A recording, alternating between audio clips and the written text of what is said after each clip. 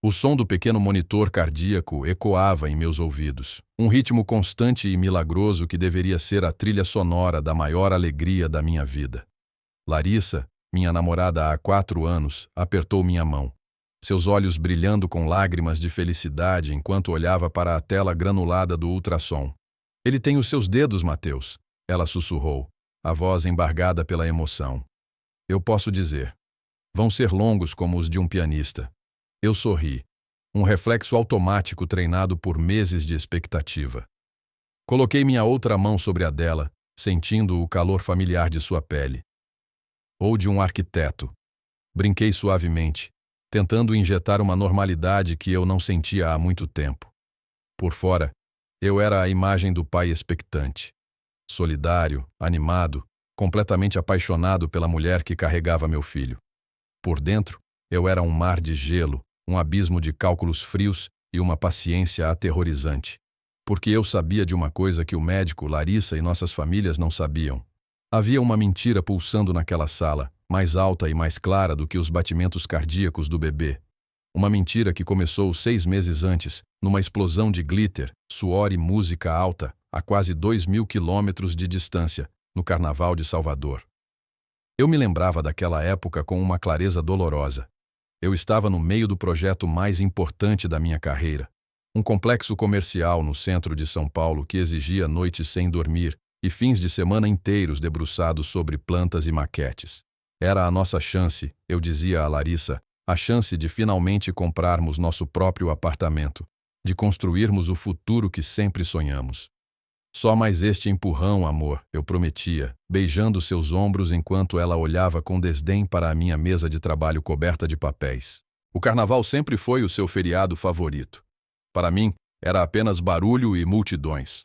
Para ela, era a essência da vida. Quando suas amigas Bianca e Júlia a convidaram para uma viagem de 1 semana a Salvador, vi a decepção em seus olhos quando disse que não poderia ir. "Mas, Mateus, é o carnaval", ela protestou. "Você não pode tirar uma folga? Todo mundo tira." Expliquei os prazos, a pressão dos investidores, o quanto aquele projeto significava para nós. Eu realmente acreditava que era para nós. Ela cedeu, mas com uma relutância que deixou um gosto amargo em minha boca. "Tudo bem", disse ela pegando o celular. "Mas eu vou. As meninas já compraram os abadás. Não posso deixá-las na mão." Uma parte de mim sentiu um calafrio. Confiança era a base do nosso relacionamento, ou pelo menos era o que eu dizia a mim mesmo. "Claro, meu amor. Divirta-se. Me mande fotos", eu disse, forçando um sorriso e transferindo um dinheiro extra para a conta dela para as despesas. A semana em que ela esteve fora foi um borrão de trabalho e solidão. As noites no nosso apartamento pareciam vastas e silenciosas. As mensagens dela eram esporádicas e curtas. "Chegamos bem. Aqui é incrível. Trio elétrico hoje. Loucura. Saudades." As fotos que ela enviava eram flashes de rostos suados, fantasias brilhantes e copos de plástico. Em quase todas, ela estava acompanhada de um cara que eu vagamente reconhecia como um amigo de um amigo dela. Felipe Costa. Ele parecia estar sempre ao lado dela, o braço casualmente em volta de seus ombros, o sorriso um pouco largo demais. Quando perguntei quem era, ela respondeu com uma mensagem de áudio, a voz abafada pela música. "Ah, o Felipe. Ele é um amor. Veio com o grupo da Júlia, está cuidando de nós." Eu engoli meu desconforto, dizendo a mim mesmo que estava sendo paranoico, que a alegria dela deveria ser a minha. Quando Larissa voltou, ela estava diferente. Bronzeada, exausta, mas com uma energia frenética que não se dissipou por dias. Ela falou sem parar sobre a música, a comida, as pessoas, mas seus olhos evitavam os meus. Ela parecia distante, como se uma parte dela ainda estivesse dançando em alguma rua lotada da Bahia. Na primeira noite em que tentamos ter intimidade após sua volta, ela recuou. "Estou tão cansada, amor", murmurou, virando-se para o outro lado da cama. "Meu corpo está quebrado." Eu entendi, ou fingi entender. Dei-lhe espaço. Nos dias e semanas seguintes, a distância permaneceu, um véu sutil entre nós. Ela se tornou mais protetora com o celular, deu desculpas para não sair e parecia mergulhada em pensamentos que não compartilhava. Então, cerca de 2 meses depois, a névoa pareceu se dissipar. Larissa voltou a ser a mulher carinhosa e atenta por quem me apaixonei. A intimidade voltou, a cumplicidade também. Eu respirei aliviado, convencendo-me de que tudo o que acontecera fora apenas o estresse do meu trabalho e o cansaço dela. Nós tínhamos superado. Estávamos mais fortes. 6 meses depois do carnaval, ela me acordou em uma manhã de sábado, sentando-se na cama com um teste de gravidez na mão e lágrimas de alegria nos olhos. Nós vamos ter um bebê. Ela chorou. E meu mundo parou. A alegria me inundou, pura e avassaladora. Abracei-a, girei-a no ar, sentindo uma felicidade que parecia grande demais para o nosso pequeno quarto. Todas as noites de trabalho, todos os sacrifícios, tudo valeu a pena naquele momento. A primeira dúvida, no entanto, foi plantada naquela mesma tarde. Estávamos contando as semanas, tentando adivinhar a data do parto, usando um aplicativo no celular dela. Então, a concepção foi... Comecei a calcular em voz alta, provavelmente em meados de fevereiro. O rosto de Larissa congelou por uma fração de segundo. Foi quase imperceptível, mas eu vi. Sim, por aí, disse ela rapidamente, desviando o olhar. Logo quando voltei de Salvador. Foi então que o gelo começou a se formar em minhas veias. Meados de fevereiro. Logo quando ela voltou de Salvador. Lembrei-me daquela primeira semana. Lembrei-me do cansaço dela, das desculpas, da distância. Lembrei-me dela me afastando na cama. Não tínhamos ficado juntos naquela semana, nem na semana seguinte. A matemática não batia. A simples e brutal matemática da concepção não fazia sentido. Aquele foi o meu ponto de virada. A alegria que senti naquela manhã foi substituída por uma certeza fria e cortante. Eu estava sendo enganado. A mulher que eu amava, a futura mãe do meu suposto filho, estava me contando a mentira mais devastadora que um homem pode ouvir. A partir daquele dia, parei de ser Mateus, o namorado apaixonado. Tornei-me Mateus, o investigador. Eu jogaria o jogo dela, seria o pai mais feliz e dedicado do mundo, enquanto nas sombras, eu desenterraria a verdade peça por peça, até ter provas suficientes não apenas para confrontá-la, mas para garantir que a justiça poética que eu planejava fosse inesquecível. Minha investigação começou onde todas as verdades e mentiras modernas vivem. Nas redes sociais. Eu me tornei um arqueólogo digital, escavando as camadas do carnaval de 6 meses atrás. Larissa havia postado apenas algumas fotos em seu próprio perfil, imagens cuidadosamente selecionadas dela com suas amigas. Mas a beleza das redes sociais está nas marcações, nos cantos esquecidos das fotos de outras pessoas. Passei horas vasculhando os perfis das amigas dela, Bianca e Júlia, e depois dos amigos delas, e dos amigos dos amigos. Era um trabalho meticuloso. Eu ampliava fundos de fotos, procurava por rostos familiares em meio à multidão colorida. E então, eu o encontrei. Felipe Costa. Ele não estava apenas em algumas fotos, ele estava em dezenas. No perfil de um conhecido em comum, havia um álbum inteiro intitulado Carnaval Salvador 2024. E lá estavam eles, Larissa e Felipe. Em uma foto, eles estavam abraçados, os rostos colados, ambos brilhando de suor e sorrindo para a câmera com uma intimidade que ia além da amizade. Em outra, tirada em uma festa na piscina de uma casa alugada, a mão dele estava perigosamente baixa nas costas dela. Em uma terceira, um vídeo curto, a música pulsando tão alto que quase distorcia o áudio, eu podia vê-los dançando juntos, os corpos movendo-se em sincronia, antes de ele se inclinar e sussurrar algo em seu ouvido, fazendo-a rir e jogar a cabeça para trás. Cada foto, cada vídeo, era uma faca se torcendo em meu peito. A paranoia que eu havia descartado como insegurança, agora se revelava como um instinto preciso. Salvei tudo. Criei uma pasta segura em meu computador, protegida por senha, intitulada Projeto Litoral.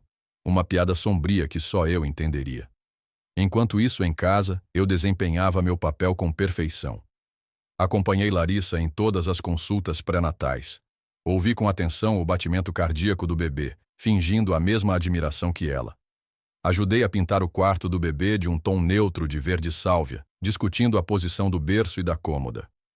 Fui ao chá de bebê que suas amigas organizaram, sorrindo para as câmeras enquanto abríamos presentes de macacões minúsculos e fraldas. Eu era o parceiro perfeito. Você está sendo tão incrível, Matheus. Larissa me disse uma noite enquanto massageava seus pés inchados. Eu não sei o que faria sem você. Eu sorri e disse, eu faria qualquer coisa por você e por este bebê. E de uma forma distorcida, era verdade. Eu estava fazendo tudo aquilo, suportando a agonia diária daquela mentira, para garantir que a verdade, quando viesse, fosse absoluta. O passo seguinte do meu plano era o mais arriscado e o mais crucial: o teste de DNA. Eu não podia simplesmente exigir um. Isso revelaria minhas suspeitas e daria a ela a chance de manipular a situação. Eu precisava ser mais esperto. Pesquisei online por semanas, aprendendo sobre testes de paternidade pré-natais não invasivos. Eles exigiam uma amostra de sangue da mãe e uma amostra de saliva do suposto pai. O desafio era conseguir que ela fizesse o exame de sangue sem que soubesse do meu envolvimento. A oportunidade surgiu durante uma consulta no 7º mês. O obstetra mencionou um painel de exames genéticos opcionais para verificar síndromes raras. Era caro e não coberto pelo plano de saúde, mas oferecia tranquilidade. Naquela noite, abordei o assunto com Larissa. Amor, eu estive pensando, comecei, casualmente, sobre aqueles exames genéticos. Sei que são caros, mas acho que a paz de espírito vale a pena. Eu não me perdoaria se não fizéssemos tudo o que pudéssemos para garantir que nosso bebê esteja saudável. Ela me olhou, os olhos marejados de gratidão. Sério? Eu queria tanto fazer, mas não quis te sobrecarregar com mais essa despesa. Não é um fardo, eu disse pegando sua mão. É um investimento no nosso filho. Eu pago. O que ela não sabia era que eu havia contatado o laboratório com antecedência. Expliquei uma versão fabricada da história, que estávamos fazendo o teste por razões de histórico médico familiar complexo e que, como parte do processo, gostaríamos de confirmar a paternidade para garantir a precisão dos resultados genéticos. Paguei uma taxa extra pela discrição. Enviei minha amostra de saliva pelo correio. Quando Larissa foi coletar o sangue, o laboratório já tinha minhas informações e meu pagamento. Para ela, foi apenas um exame genético de rotina. Para mim, foi o prego final no caixão de suas mentiras. As semanas que se seguiram à coleta da amostra foram as mais difíceis.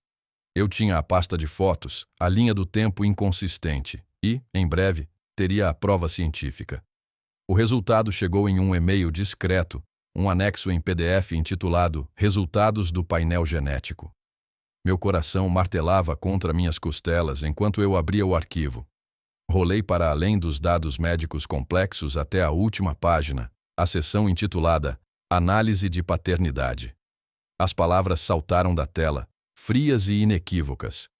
A probabilidade de paternidade do suposto pai, Matheus Santos, é de 0%. Eu li a frase de novo e de novo. 0%. Não 0,1%. Não uma margem de erro. 0. Um vazio absoluto. Senti um estranho coquetel de emoções. Uma onda de validação sombria. Uma dor profunda pela traição confirmada. E, acima de tudo, uma calma gélida. A raiva havia se solidificado em propósito. Agora, eu tinha tudo de que precisava. O palco estava montado. O único que restava era esperar o momento perfeito para o ato final. E eu sabia exatamente quando seria. O batizado. Uma celebração de pureza e verdade.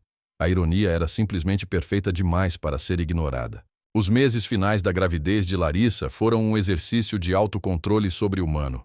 Eu estava vivendo uma vida dupla em minha própria casa. De dia, montava móveis de bebê, participava de aulas de preparação para o parto e tranquilizava Larissa sobre suas ansiedades de se tornar mãe.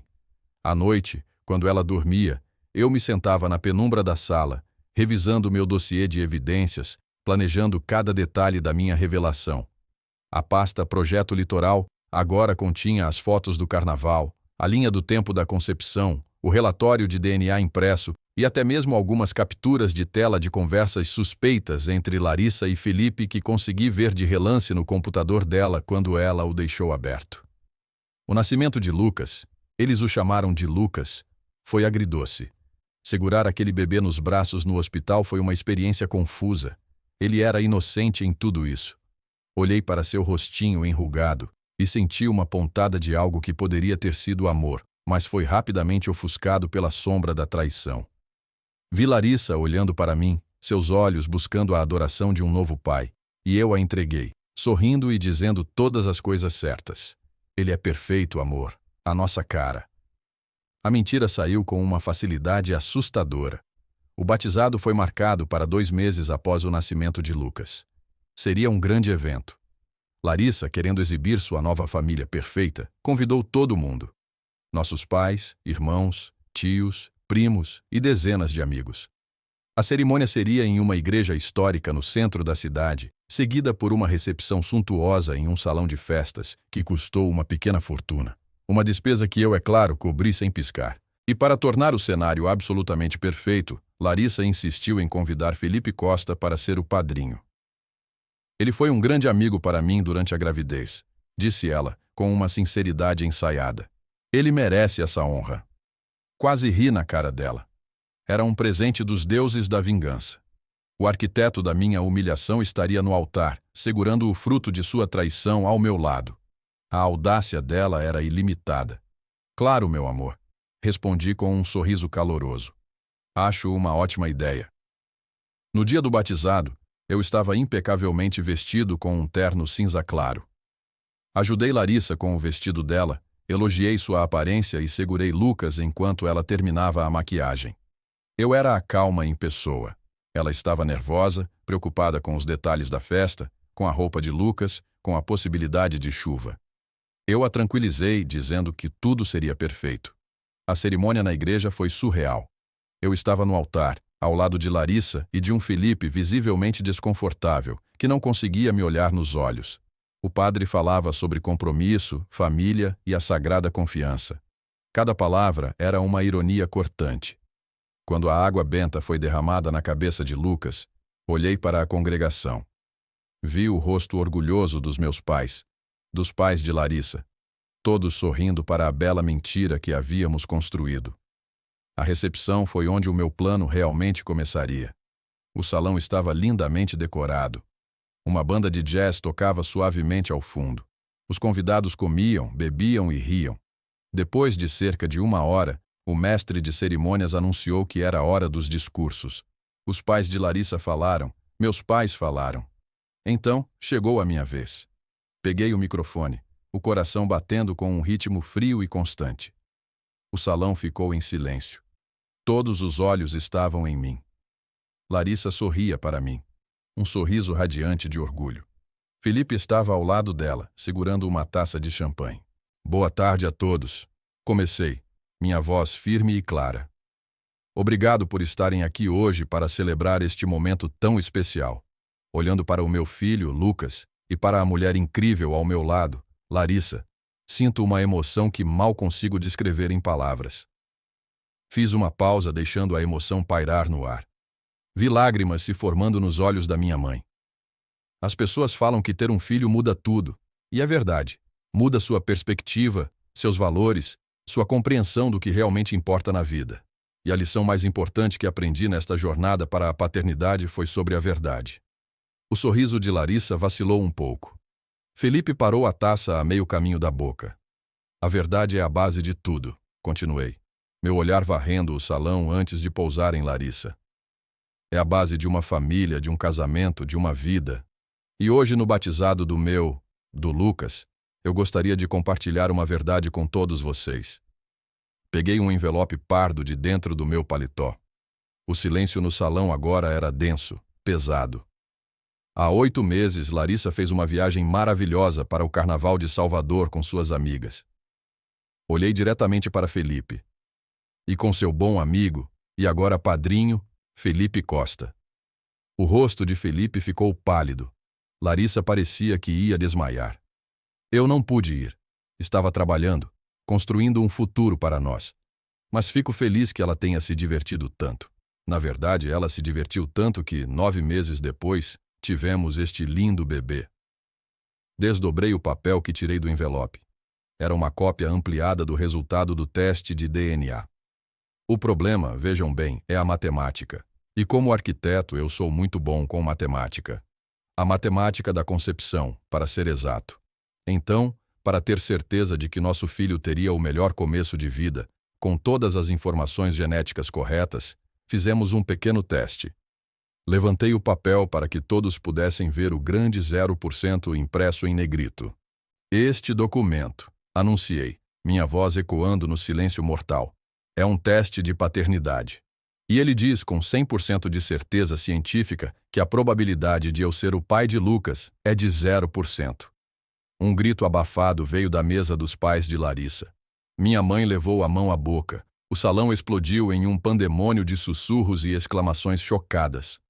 Então, eu gostaria de propor um brinde, continuei, erguendo minha taça de água, minha voz cortando o caos.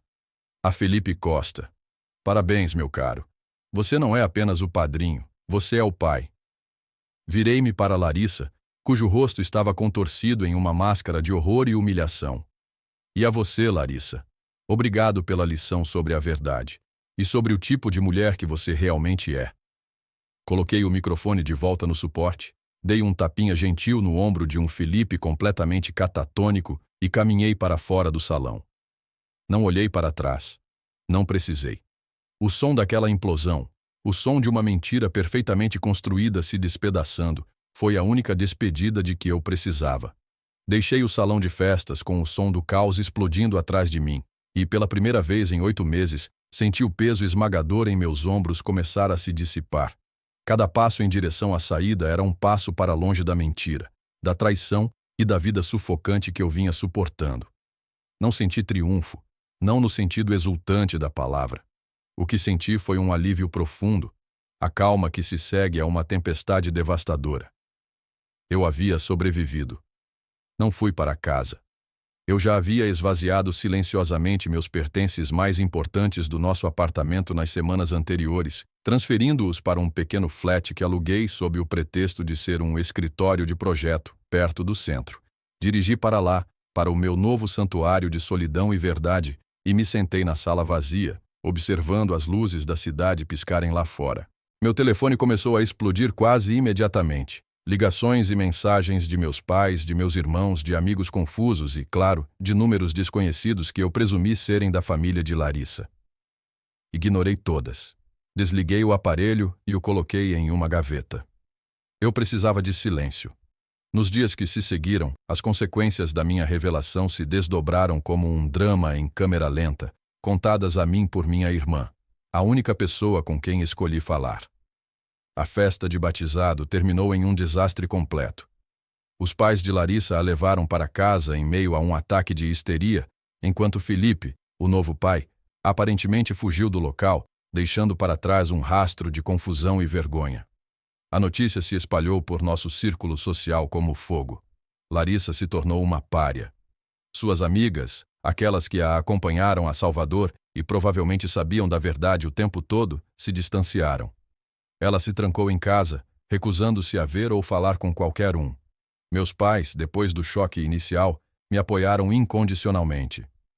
Estamos orgulhosos de como você lidou com isso, filho, disse meu pai ao telefone, sua voz firme. Com dignidade e com a verdade. Algumas semanas depois, recebi uma carta de um advogado representando Larissa. Era o início de uma batalha legal previsivelmente confusa. Ela tentou argumentar que eu havia causado sofrimento emocional e danos à sua reputação. Meu advogado respondeu com o meu dossiê completo, as fotos, o relatório de DNA, as provas da fraude de paternidade. O caso dela desmoronou antes mesmo de começar. No final, concordamos em nos separar legalmente. Eu não pedi nada a ela, e ela não tinha nada que eu quisesse. A única coisa que fiz questão foi de remover meu nome de qualquer documento relacionado a Lucas. Ele não era minha responsabilidade, e eu não seria mais usado como um escudo ou um caixa eletrônico. Soube, através de boatos, que a família de Felipe eventualmente o pressionou a assumir suas responsabilidades. Ele fez um teste de DNA que, sem surpresa, confirmou sua paternidade. A última coisa que ouvi foi que ele e Larissa estavam tentando, de forma desajeitada, criar Lucas juntos, suas vidas unidas não por amor, mas por uma mentira que saiu pela culatra. Quanto a mim, abracei minha nova vida. Dediquei-me ainda mais ao meu trabalho de arquitetura, encontrando consolo na criação de estruturas que eram honestas, fortes e construídas sobre fundações sólidas, tudo o que meu relacionamento não era. Viajei, reconectei-me com amigos que havia negligenciado e, o mais importante, aprendi a confiar em meus próprios instintos novamente. Cerca de 1 ano depois do batizado, eu estava em uma pequena cafeteria, lendo um livro, quando uma mulher se aproximou da minha mesa. Mateus? Ela perguntou. Era Júlia, uma das amigas de Larissa que estava em Salvador. Ela parecia nervosa. Eu só queria dizer, sinto muito, ela murmurou. Nós sabíamos, ou suspeitávamos, e não dissemos nada. Foi errado. Olhei para ela, uma das cúmplices silenciosas da minha dor. O antigo eu teria sentido raiva, ressentimento, mas o homem em que eu havia me tornado apenas sentiu uma leve pena. As pessoas fazem escolhas, Júlia, eu disse calmamente. Larissa fez a dela, você fez a sua, e eu fiz a minha. Ela assentiu, parecendo aliviada, e foi embora. Aquela breve interação confirmou o que eu já sabia. A vingança não era o objetivo final. A justiça era. E a verdadeira justiça não era sobre destruir a vida de Larissa. Era sobre reconstruir a minha. Ela e Felipe estavam presos às consequências de suas ações, enquanto eu estava livre. Eu havia trocado um futuro construído sobre uma mentira por um presente baseado na verdade. E essa foi a estrutura mais bonita que eu já havia projetado. O que você faria se estivesse na minha situação? Você teria exposto a verdade da mesma forma, em um evento público, ou teria escolhido um caminho diferente? Acredita que a justiça poética é a melhor forma de lidar com uma traição tão profunda? Quero muito saber a sua opinião. Deixe um comentário abaixo e dê uma nota de 1 a 10 para esta história. Sua opinião é muito importante para mim e me ajuda a trazer mais histórias que sejam interessantes para você. Se você gostou desta história, por favor, clique em curtir e se inscreva no canal. Assim você não perde nenhuma história emocionante que postamos diariamente aqui. E não se esqueça de conferir o outro vídeo que está aparecendo na sua tela agora. Até breve. M.